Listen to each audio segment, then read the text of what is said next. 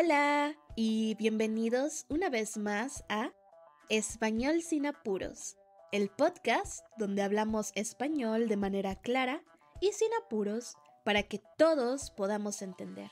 Yo soy su anfitriona, Valeria Cardona, y hoy les traigo un tema que es bastante interesante. Espero que me salga bien, que me salga interesante. Y ese es: los idiomas no tienen que ser aburridos. Esta debería ser la premisa con la que todos empecemos. ¿A qué me refiero con esto?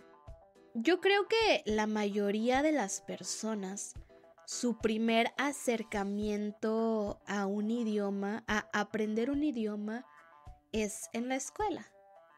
La mayoría de nosotros no tenemos el privilegio de crecer siendo bilingües o de estar muy conectados con un segundo idioma.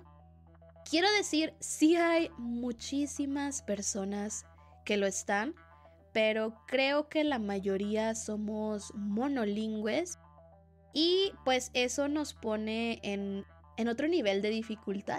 Pero siento que saber que estudiar un idioma no debe ser aburrido, debería ser el punto de partida por el que todos comencemos. Ahora, es difícil comprobar esta teoría de inmediato, tristemente. Hay bastantes factores en juego que nos hacen, pues, pensar que esto no es verdad. Lo primero que quiero decir es que voy a comparar algunas materias escolares. Me voy a remontar a mis tiempos de la escuela y voy a dar mi opinión un poquito generalizada sobre cómo viví yo aprender idiomas, cómo viví yo ir a la escuela y por qué entiendo que algunas personas sienten que los idiomas, al igual que las otras materias como pueden ser matemáticas, historia, biología, no sé, pueden ser aburridas, pero después de estas comparaciones, me gustaría también aportar ideas de cómo revertir este problema. Vamos a empezar entonces. Cuando nosotros vamos a la escuela, creo que una de las materias más odiadas es matemáticas.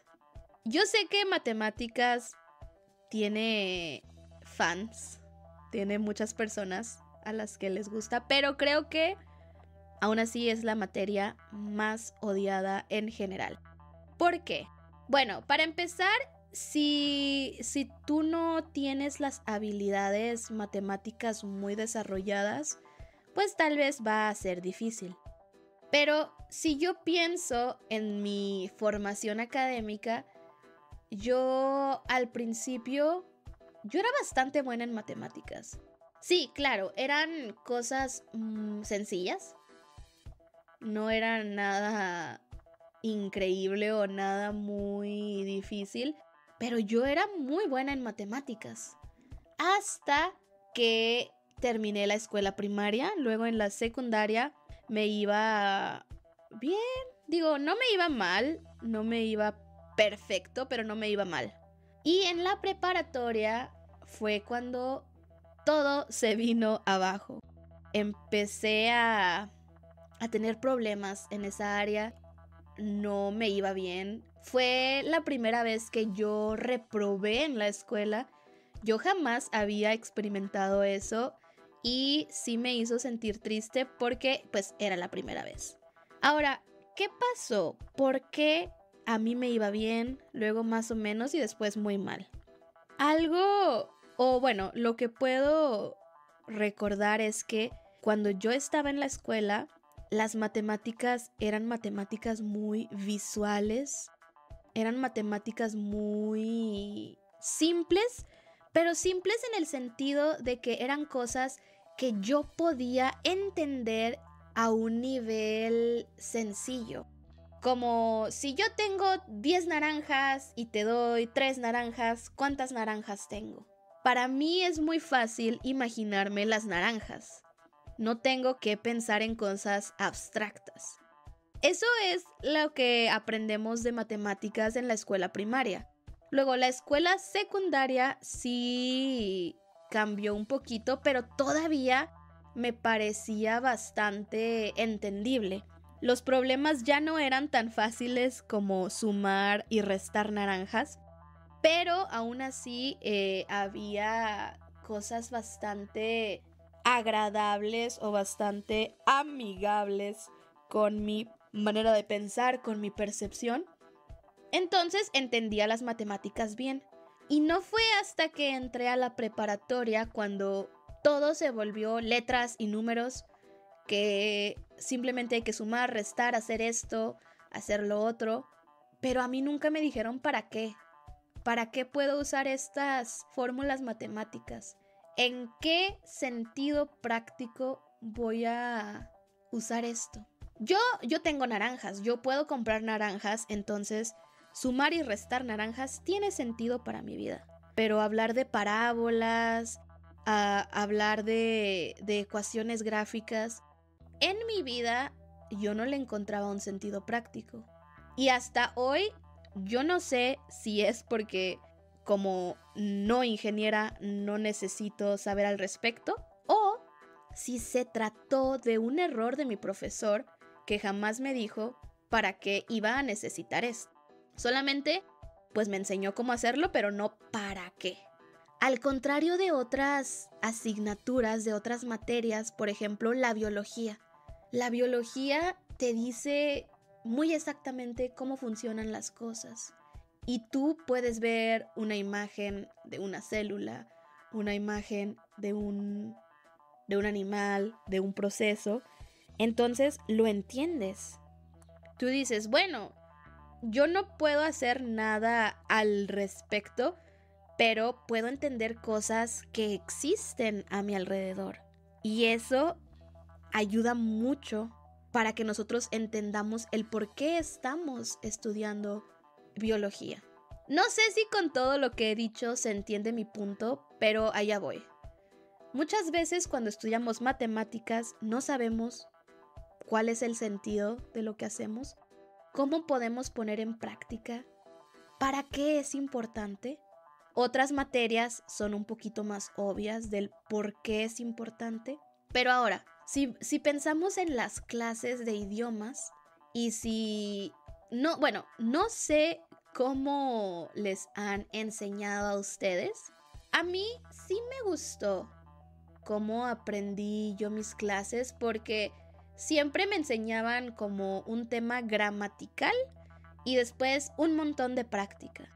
Para algunas personas esto no es tan divertido como lo fue para mí y es totalmente entendible porque a pesar de que sí es necesario, tal vez puede no ser interesante para nosotros. Yo lo veo de esta forma. Hay cosas que sí o sí tenemos que saber. Por ejemplo, sí o sí tenemos que poder hablar de nosotros mismos. Sí o sí tenemos que, no sé, conocer nuestro cuerpo, cuál es el vocabulario de nuestro cuerpo, la comida, cosas así.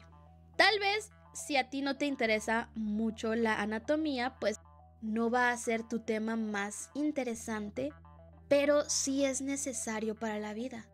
Entonces, las clases en las escuelas, por más aburridas que puedan parecer, terminan siendo útiles. ¿A qué me refiero con esto? Pues todos atravesamos situaciones similares, entonces todos vamos a tener que comer, a tener que hablar de nuestras necesidades básicas, de nuestros sentimientos, y es por eso que los programas educativos están bien. Hasta allí. Si algún día una persona quiere, no sé, describir sus dolores médicos, sus enfermedades, pues lo puede hacer sin problemas atendiendo el programa educativo. Ahora, mucha gente estudia esos programas educativos y dicen, bueno, pues ya, sé cómo decir codo, sé cómo decir espalda. Y ahí se quedan, hacen su examen, aprueban, gracias a Dios. Pero ¿es eso como todo lo que necesitamos? Por ejemplo, yo si pienso en lo que aprendí en matemáticas, muchas cosas sí fueron cosas que aprendí para mi examen y ahora no importa si las sé hacer o no, porque no son importantes para mi vida. Yo no necesito hablar de parábolas, de álgebra. Mientras que yo sepa sumar, restar, dividir, multiplicar, quizás sacar un área, un volumen, todo eso sí es importante para mi vida o puede ser importante. Lo demás realmente no. Sin embargo, todo lo que aprendemos en una clase de idiomas lo podemos utilizar en los contextos adecuados. Si, por ejemplo, yo aprendo alemán y nunca voy a un país donde se hable el alemán, pues bueno, ahí sí de nada me va a servir aprender alemán. ¿Para qué lo quiero? Nosotros mismos tenemos que buscar propósitos. ¿Por qué aprendemos un idioma? Cuando en la escuela tenemos que, bueno, allí nos obligaron a aprender algo y si tú quieres, pues no haces nada con ello. No, si no lo quieres continuar, pues ahí te quedas y listo. Pero digamos que tú ya tienes esa base en la escuela. Es un conocimiento que ya aprendiste, ya invertiste tiempo, ya invertiste esfuerzo. ¿Por qué no continúas desarrollando esa habilidad?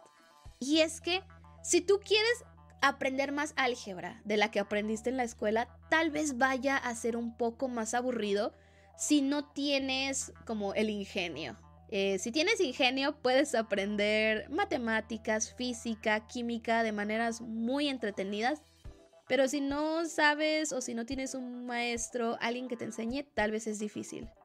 Sin embargo, los idiomas los podemos manejar de tantísimas maneras. Tú puedes decir, ¿qué es lo que me gusta hacer a mí? A mí me gusta escuchar música.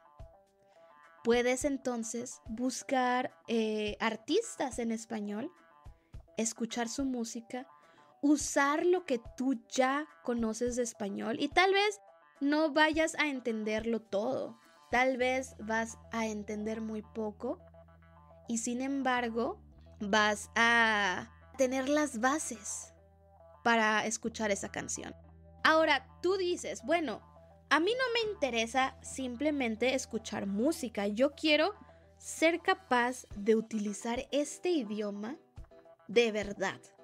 Yo quiero poder hablar con personas, quiero entender lo que las personas me dicen, quiero leer libros, quiero escribir mis propios textos, eso es lo que quiero.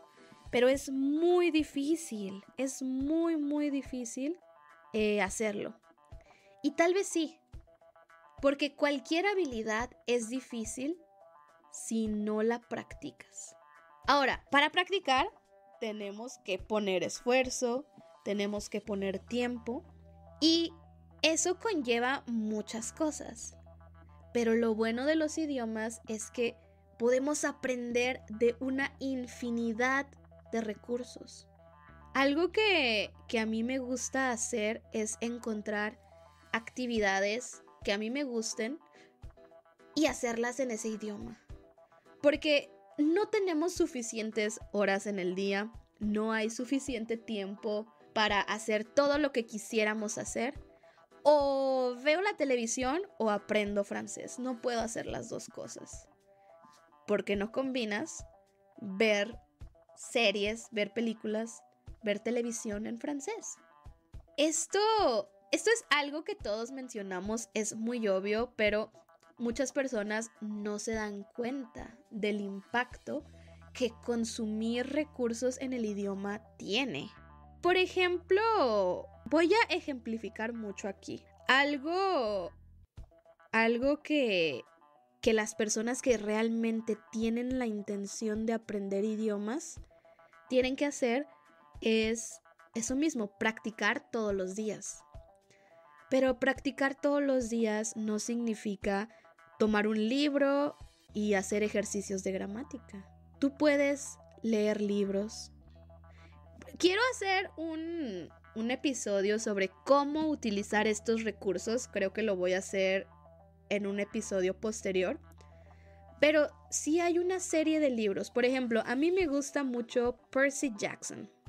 Yo he leído Percy Jackson en 3 idiomas. Primero lo leí en español, luego lo leí en inglés y ahora lo estoy leyendo en alemán. Porque si voy a estudiar alemán, quiero hacer algo que sea divertido para mí. No quiero que sea aburrido. Y estudiar gramática puede ser muy aburrido, es verdad. Entonces voy a leer algo que yo sé que me gusta. También algo que hago hoy en día es jugar juegos. Yo estoy jugando un juego que se llama Magic the Gathering. Y ese juego se juega con cartas. Y la mayoría de las cartas están en inglés. Yo conozco a muchas personas que aprendieron inglés por este juego. Conozco a muchas personas que aprendieron inglés porque el anime japonés no tenía subtítulos en español. Y dijeron, bueno, pues como es o escuchar japonés o leer subtítulos en inglés, pues me parece más fácil el inglés. Y practicaron tanto que ahora lo saben. Algo que he notado, o bueno, yo he creado burbujas de idiomas. ¿Qué es una burbuja de idiomas? Por ejemplo, si nosotros vivimos en un país monolingüe, por ejemplo, yo vivo en México, donde se habla pues el español principalmente. Quiere decir que todo lo que yo haga lo voy a hacer en español. Ir a la escuela, trabajar, ir a un restaurante, todo. Pero si yo quiero aprender alemán, voy a crear una burbuja.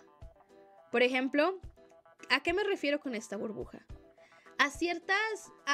En mi familia, yo siempre uso frases en alemán como danke, gracias, bitte, de nada. Bueno, eso tiene más significados. Ich weiß nicht, no sé.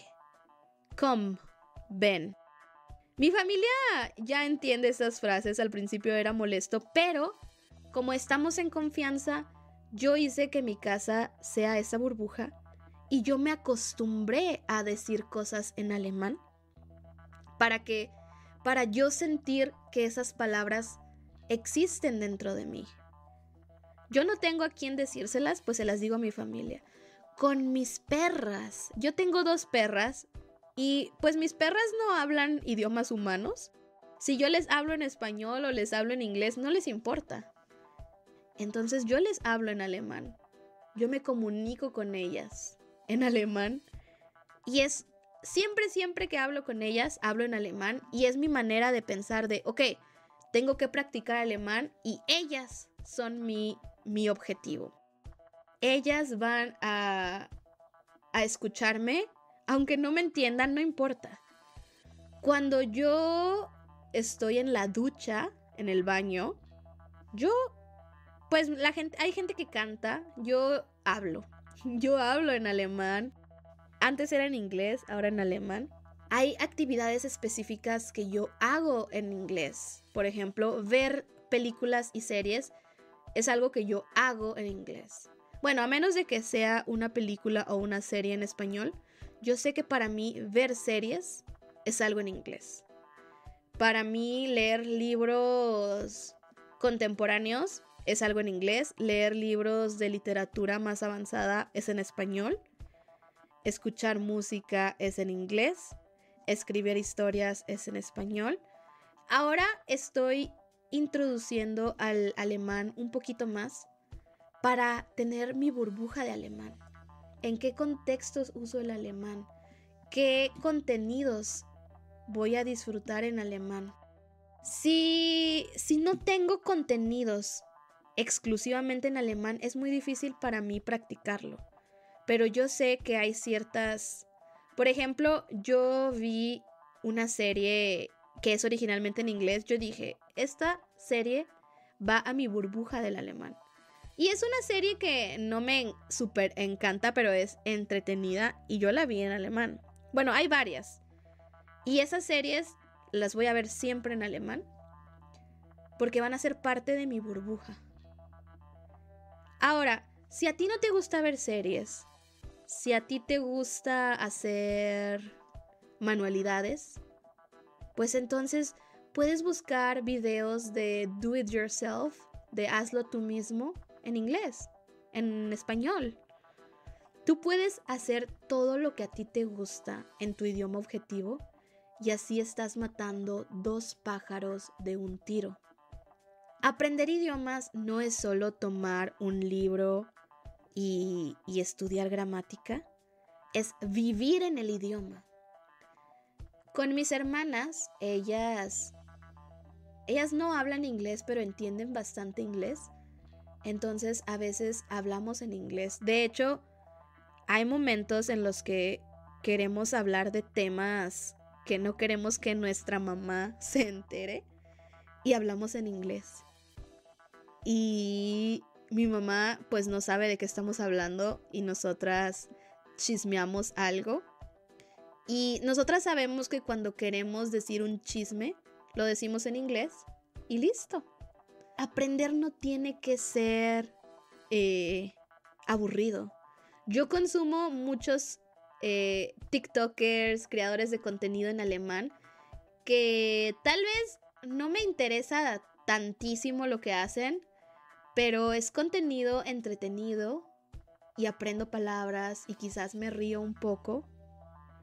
Entonces, no todo es tener un libro de gramática. Sí, la gramática es muy importante.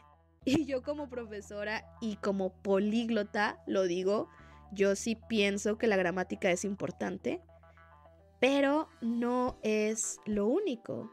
Hay muchísimas formas de practicar y si nosotros buscamos maneras diferentes de aprender, no tiene que ser aburrido. Sin embargo, si solamente tenemos clases de gramática y no practicamos con cosas interesantes para nosotros, pues muy raramente nos volvemos nativos. Entonces, lo que yo quiero hacer con este episodio es invitarlos a encontrar actividades que para ustedes sean entretenidas. No simplemente estudiar vocabulario como listas de vocabulario, conjugaciones de verbos. Sí son importantes, pero es más importante encontrar una lista de actividades para hacer en el idioma, para nosotros practicar y que el idioma no solo sea una asignatura de la escuela, sino que sea algo, una parte de nosotros, que sea una herramienta más como cocinar, como bailar. El español lo podemos usar siempre, en todos los contextos, no solo en el contexto académico. Una vez más, creo que este episodio fue un poco caótico. Tengo guiones o estructuras que sigo, pero luego hablo y termino en lugares a los que no esperaba llegar. Pero bueno, aquí lo importante es la práctica auditiva, entonces espero que eso sí funcione lo suficiente. Por el momento eso es todo. Si llegaron hasta aquí, muchas gracias por escucharme. Espero que mi voz haya sido de su agrado y los espero en una siguiente edición el próximo miércoles a partir de las 8 a.m. tiempo de la Ciudad de México, en Spotify, YouTube y Apple Podcast. ¡Hasta la próxima!